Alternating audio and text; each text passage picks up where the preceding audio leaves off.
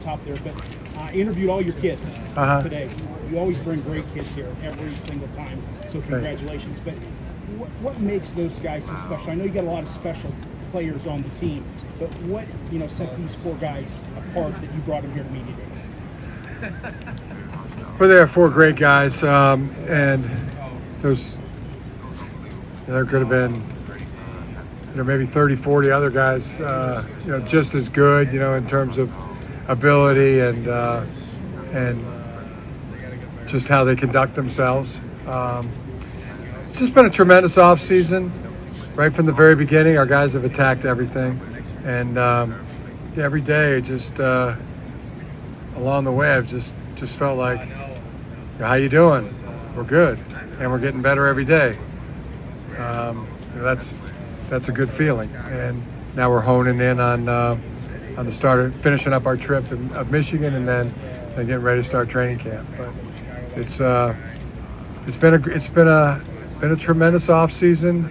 Maybe to your point, I worry about things, but with this team, I worry less. They do right. They're very respectful. I would even go as far as to say this is the most respectful and most well-mannered team I've ever coached. And I don't take maybe just a little bit of credit for that. That's parents and families. But great group to be around every single day. That's probably the best part of my job. I get to be around this staff and these players every single day. Jim, when we talked to several of the players, always kind of said the same thing, that their focus this year was to not be complacent. Has that been a theme going through the team this year? How do you kind of work against being complacent after having had the year you did last year? Yeah. Well, I just think so many were a part of last year. So many put in the same work that all the players that aren't here anymore. Some of the stars like Aiden Hutchinson and Hassan Haskins. That whole great group of Dax Hill and Stuber and all those great players like Vastardis. There's a lot of these players that did the exact same thing that those players did. And maybe they did it a little bit, at a leadership level, and our guys got to see that, got to be a part of that, and got to see how well it paid off, both for the team and for each of those players individually. And why wouldn't you want to do it exactly the same way? It's a great template. Yeah, Jim, your team travels to Ohio State this season for the first time in 4 seasons, played them last season, first time after the pandemic canceled 2 years ago. Mm-hmm. Your starting quarterbacks, some of your starters may not have played in Ohio Stadium before because of how long it has been. What would you want them to know about Ohio Stadium that may play a role in how that game is played in the game, because it is a conference? Yeah.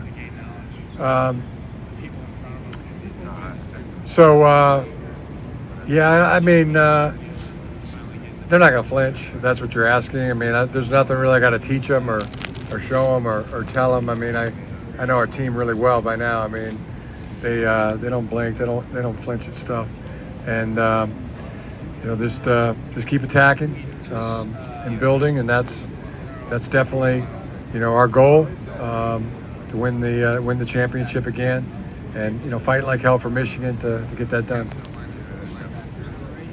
Since he brought it up, I wanted to ask you about how important it was for you guys to win the way you won against the Buckeyes last year, to sort of assert that you can win this division, you can win the league.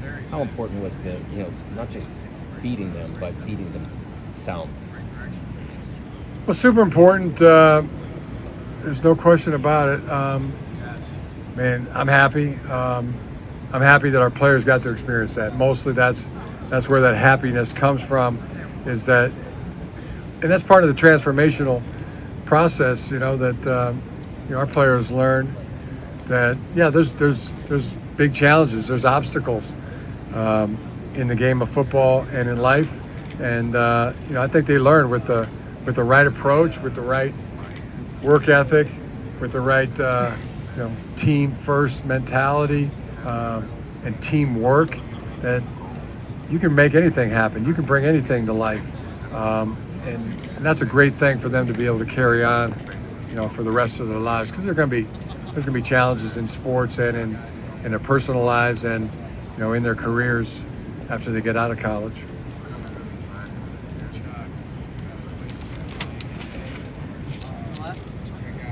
Jim, when you have that proof that Thanks. those guys learned that lesson by winning a game like that, by winning a Big Ten championship and making the playoff, how does that carry over for the program going forward when you've had that kind of success and the proof of we can do this? Well, like I said, we've really seen it manifest in a tremendous positive way. Within days of that of our last game, I mean, guys were in the building. They were attacking stuff. They were just picking right up. And ever since, I mean, they've attacked everything that's been put in front of them, and they've done it with zero entitlement. And there's none on the foreseeable future. So much better than being satisfied or full of yourself.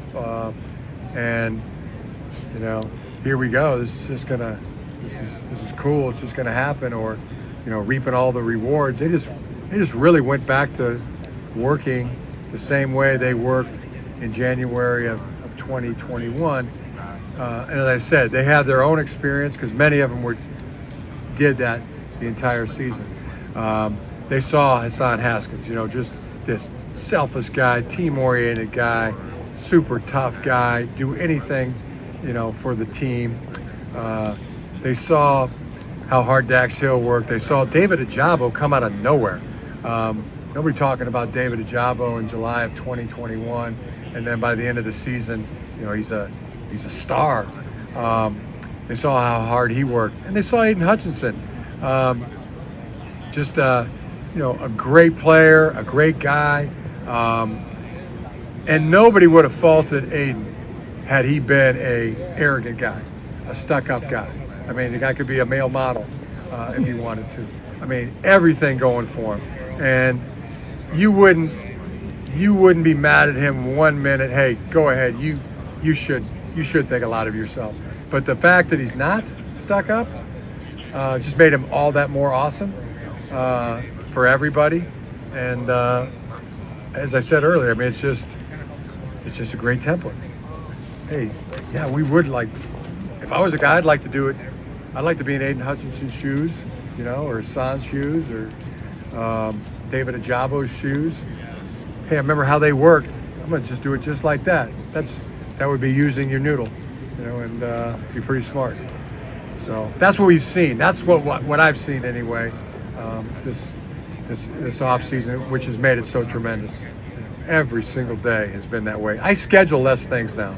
I honestly do, because I know if they're in the building, they're going to be using every single minute, taking advantage of every opportunity, and it's almost like I got to pull them back, rather than talking them into doing stuff. I mean, they're excited. They come in like kids in candy store. That's their approach, and I love it. I mean, there's no like, well, we got to do this, well, we got to do that.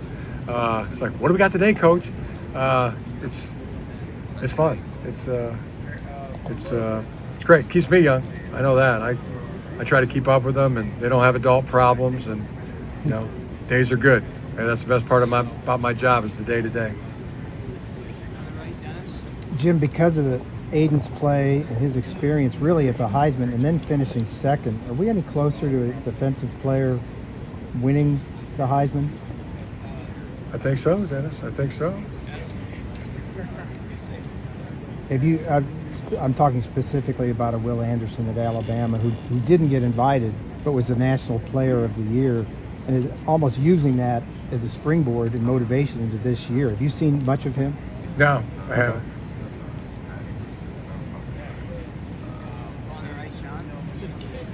Jim, a lot has already been said about the potential for your offense. What are the elements of that have you excited about this season, the parts of your offense?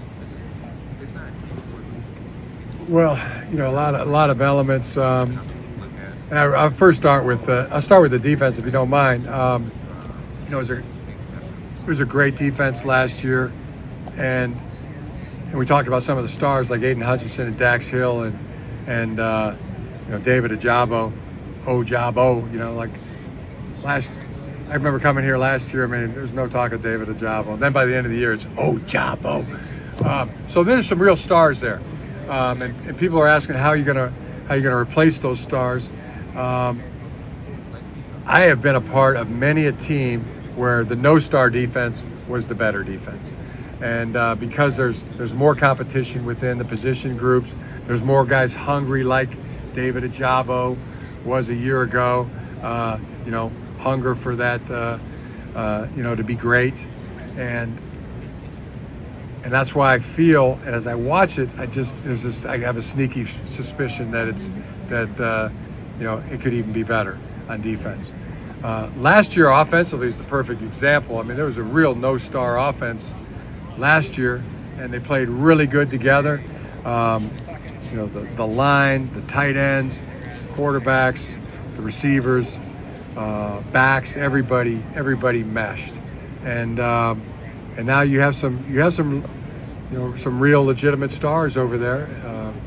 The quarterback position, as deep and as good as you could ever hope. Same with the running backs, receivers. There's so many. I mean, there's 6 right off the bat. You could say could be your leading receiver. As the season goes on, and the 3 freshmen coming in. Tight ends is really deep playmakers. Eric All. I think, in my opinion, his biggest competition for being the best tight end in the country will be Luke Schoonmaker. I think Luke Schoonmaker's toughest competition to be best tight end in America will be Eric All. Honingford, Seltzer, Hibner. And the other cool thing about those veteran players, whether it's Cade or Eric All and Scooney, Cornelius Johnson, Ronnie Bell, Blake Corum, just the way they coach up the younger players. How they set a tremendous example, but they also they coach them. They coach them during practice. I see Mozzie Smith coaching up our two young interior defensive tackles. Just that level of commitment to the team also bodes well. So excited. Special teams as well. Thanks, got a chance to be really good. Both of our kickers, Moody and punter Brad Robbins, return. Will Wagner, the snapper, returns. Caden Colasar, our best special teams player, is back, and R.J. Moten, a bunch of really good guys that are core special teams players, and a ton of guys that are hungry to get on the field and show up that way. Jay Harbaugh does a great job coaching them, and feeling you can tell ready, I guess, ready to get things started.